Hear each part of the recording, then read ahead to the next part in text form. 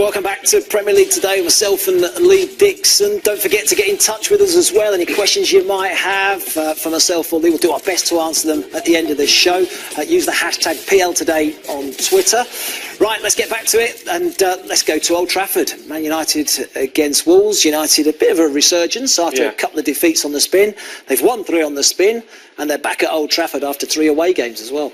Yeah, it's an interesting time for United because I've been there a few times last season, a couple of times this season, where the home has been a little bit eerily quiet at times, and I think going back to Old Trafford now after those wins, as you said, it'll just give the fans a little bit of a boost. And when the Old Trafford fans are behind the team, it's a completely different feel to the whole complex, the way they play, the way the manager reacts, and I think that's a big thing for them, and that's been a problem in the past. Yeah, I was going to say that about Mourinho as well, in trying to generate that atmosphere. Yeah. The away games, you just noticed him taking a little bit of extra time to go over to the supporters, thank them, clap them. They've been singing his name. Yeah. I mean, maybe we could temper the fact that they're in good form by who they've played as well. They've won all right, Watford were 100%. Yeah. Burnley can be tricky. Young boys in the Champions League as well, the lowly ranked team in the Champions League. So maybe temper that a little bit, but it's still going away from home and getting the job done on 3 occasions. And to be fair to them, after the Tottenham result, then there needed to be some sort of coming together from within the dressing room. There's rumours of things going on, of the manager not being happy here or there. These press conferences I've been in a couple of them, and they've been almost cringeworthy at times, the way he's attacked certain members of the press and the press as well, being in the press conference and hearing them, the journalists, talking before he comes in about what we're going to ask him. Where do we think, trying to rile him? Yeah, where do we think he's going to blow his top? That never used to happen. They used to go into press conferences with Mourinho and go, right, he's the one, he's the special one, and whatever gold nuggets he gives in his press conference, we can write stuff. Now they're going in, or they were certainly around that time, they were going in going, how are we going to trip him up? How are we going to get him to blow his top? And it's like the respect between the press and him has completely changed, and he reacted to that. When in doubt, when under pressure, who does he turn to? Marouane Fellaini. Yeah. Actually, what a job he's done as well. He has, and that's the beauty of Mourinho. He's a very, very astute thinker of the game, and sometimes you think he's a bit stubborn, he's a bit this. The way he wins his matches over the course of his career, you can be critical of and say not the best football, but he's a winner. And when he needed something, and certainly Fellaini was the person that he turned to in the respect of how do I shore up a poor defence that's struggling, and block gaps, and the fact that Fellaini's come in and done that job for him.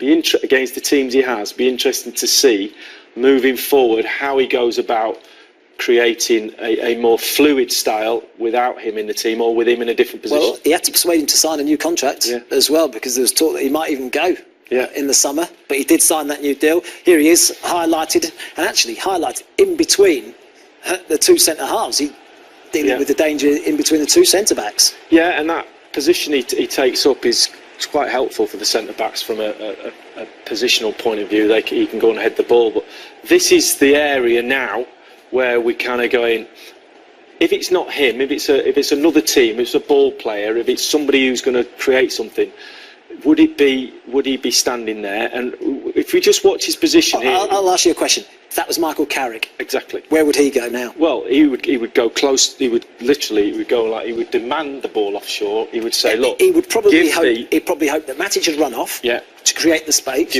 Create the space. Yeah. He actually might not even be there. He might be 10 yards further up the pitch anyway at this stage. Exactly. And if you just look in the end, I think this is the one that Pogba comes back down to this position. Pogba was walking. He's coming down here. There's no need for him to do that.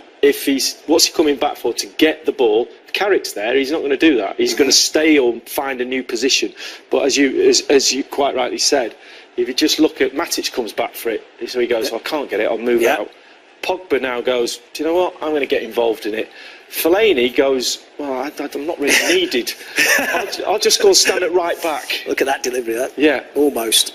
Fellaini can't hit that ball. No. It's simple as that. It's not... Just... Here he is again, in that position. All right, he gets it now. Ball out wide. Just stop it there, man. Right, that's brilliant. If you just look at this, what's going to happen here is Fellaini's. Look at Fellaini. He's looking up. What's on? Well, he's seeing what the options are already. He's seen what is it? Lingard? Yeah. Pogba? Yeah. Well, if you look at Alexis Sanchez up here. What would normally happen if you've got a midfield player of Carrick's ability or somebody of passing ability? He's going to get the ball in space. We know that. So Pogba would go, I'm going to make a run down here. Sorry, I'm going to make a run. I'm going to make a run. I'm going to make a run down here. And then Lingard, the space is in here. Yeah. So two things have happened, and that's one of those should be an option. But if you just run it on and see what actually happens, is that he gets the ball. He's looked. Well, now he's first thought is backwards. Yeah. And do you know what?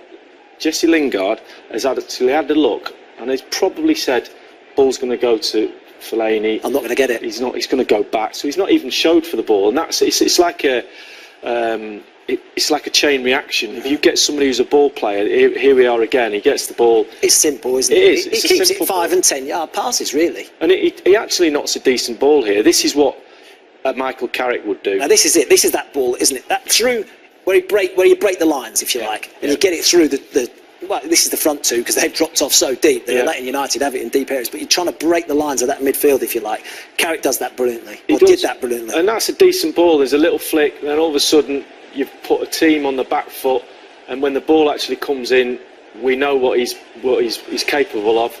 This is him coming in to win the header. He gives a free kick away. So horses for courses. I'm pretty sure Mourinho were looking at that, going, patting him on the back and saying, "Well done, you've done the job for me." Does he stay in the team in that position? I can't see it moving forward. It's going to be interesting, isn't it, at home as well, against a team that play like Wolves play. United up against Burnley, up against Watford, who are a bit more direct. They try and look longer, earlier. Fellaini's ideal because he just does that job. Absolutely. And he protects in front. Not great on the ball, but at home, Old Trafford, United are probably going to have a bit more of the ball. Although Wolves are very good with it themselves. You need a bit more quality in centre midfield, don't you? Well, you do, and also if you look at Neves when he gets on the ball, both players, aren't they? Martinho when he gets in. If these are getting in these areas, you need mobile legs to be able to deal with that. Now he's not that. He's lots of things, but he's not a mobile. Well, he plays closer down. He definitely plays because Matic is suspended. Well, he got sent off against absolutely, Watford, so he's definitely going to play. He's going to need someone alongside him. He's going to need a two next to him. Pogba, is the creative side. As you said, they're at home, so they do need the emphasis. I say that. How many times have we seen United at Old Trafford, and you go, they need to do this, need to do that, and they play in a certain way, and they get the win. But I think they're in a vein of form now that Mourinho will be keen to keep it going because of what's gone on with the press, because of the pressure he's been put under, and to get that another win. I think they'll be a little bit more creative. I do. That's one dilemma this weekend for Mourinho. It's not the only dilemma. He's got a choice to make now at left back. It was easy for him last week. Shaw couldn't play because of concussion, so Young came into the team. Shaw then played last night in the Europa League. Who does he go with this weekend?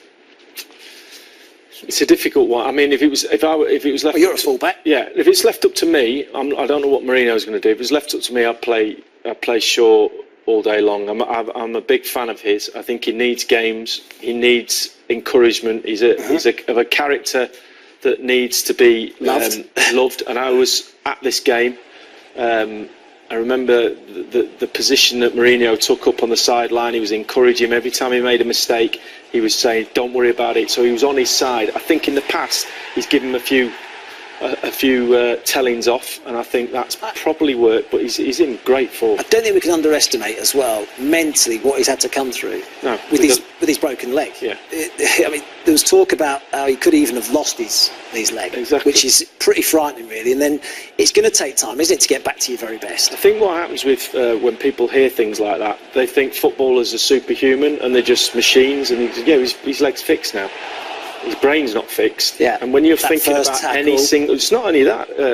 You're right about the tackle. It's not only that. It's the running and the demands that are put on this joints and the bones on these hard pitches. The pitches are rock hard, Matt. Not like when me and you used to play in mud baths. They're really hard. And I was talking to a physio the other day. That pounding of just a foot down so many times every game. He's really hard on the joints. He's enjoying himself, though, isn't he, Luke Shaw? You can see he's playing with confidence. He now feels as though he's got the manager's backing, doesn't he? I hope so. I really do, because I think the more encouragement he gets and the more confidence he gets, he starts to produce. He's got great delivery, and his delivery is a big point when it comes to assessing, I think, which one you go for. From a defensive point of view, I think Young's done brilliantly well, because he's not a full-back and he's turned himself into a full-back.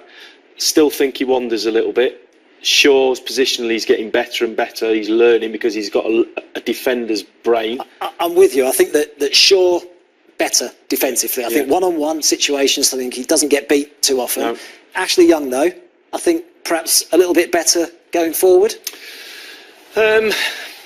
Is he going for? He's a different. Well, because of his winger background, you would say that yes. I mean, he makes up here, gets out of position, then gets back. Young, it was a brilliant tackle, but you have to say, well, he was out of position in the first place. So I always look at the two sides. Good delivery there as well. So his job is to stop crosses and stop the ball going in the net, and then help out in these positions. So right foot, he does that a lot. Dangerous ball. That's his best ball. If you don't defend that properly, right foot. This one again, he's going to check. Oh, sorry, it's his left foot. And as he gets checks on that right foot, unless the back four, I think this one here, right foot, if you don't get a high line against that, you're in big trouble. Yeah. And I think defences, as soon as he checks on the right, get scared and they run back to their own goal. But there's no doubt that his delivery on that right foot is it's a dangerous, more it's a different cross than Shaw puts in with his left foot, obviously, because one's an in-swing, one's an out-swinger, but it creates all sorts of different problems, and you have to defend differently against it. I think we're seeing as well at the moment in the Premier League the importance of fullbacks and what they deliver going forward as well. So I guess in that respect you might edge towards Ashley Young. He is 10 years older than Luke Shaw, though. If we look at the numbers, this is since the start of last season. Now, Shaw's probably played a lot less than Ashley Young, so you maybe look at it slightly differently. 32 Young, Shaw 15 matches. So more crosses from Ashley Young. We're talking. There's very little in it, actually, isn't there? Passes slightly more for Shaw. I like this one. Goals conceded. Yeah, this because what's your first job? What's your first job as a fullback? It's the first one I looked at. And I think when we were doing these graphics and making them up earlier on, we were saying we need to put goals conceded because it's true. It's not made up. They are real stats. Yeah, exactly.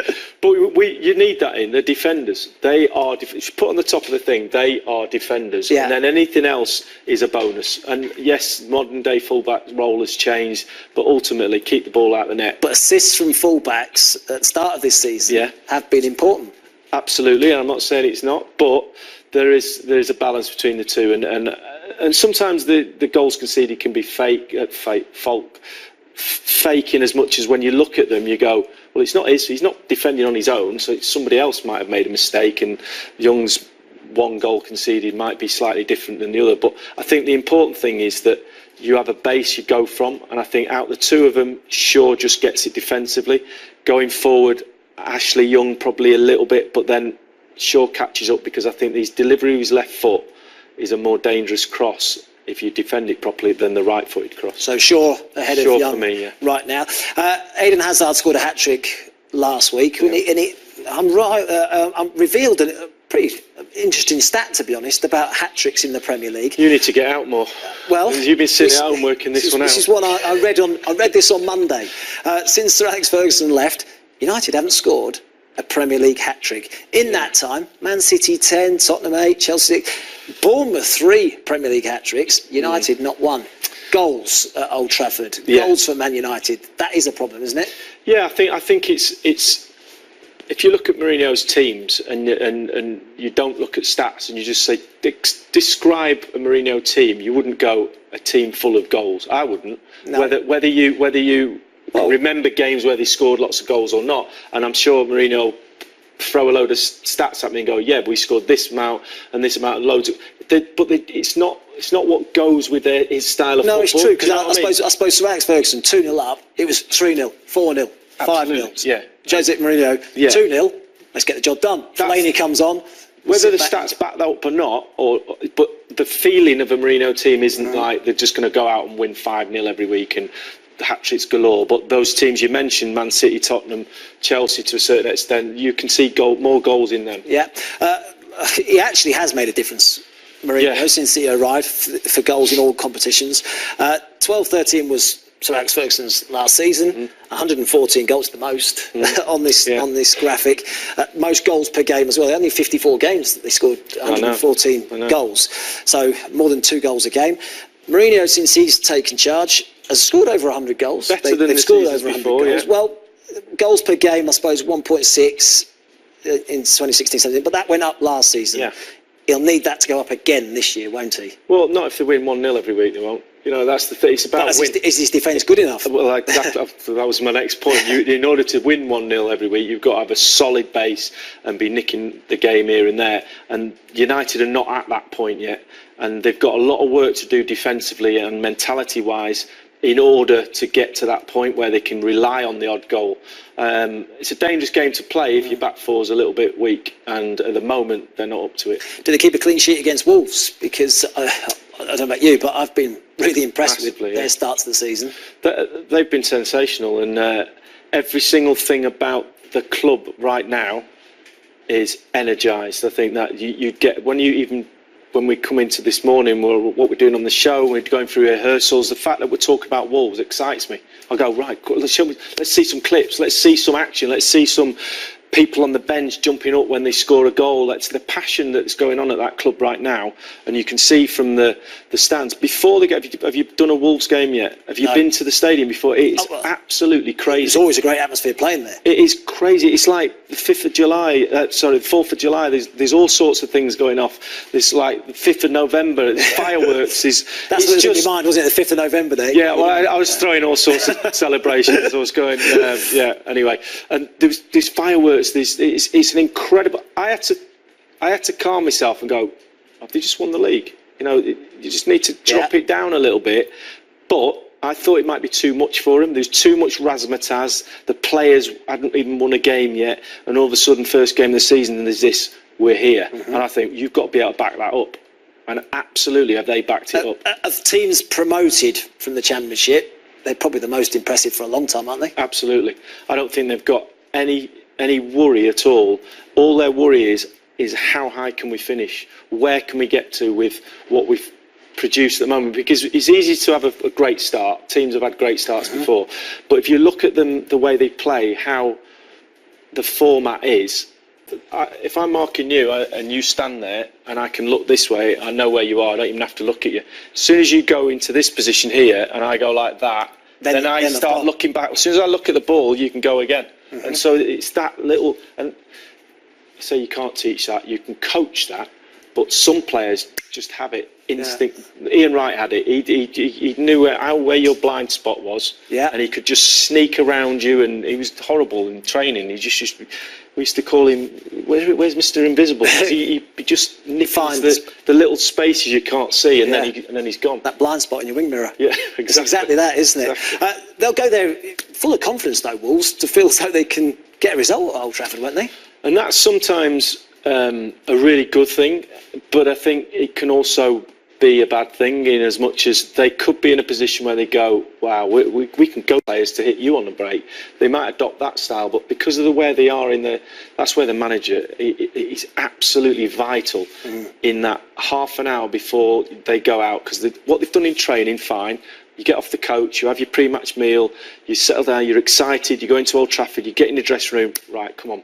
This half an hour now, that's why the managers get their work, their money, is that half an hour.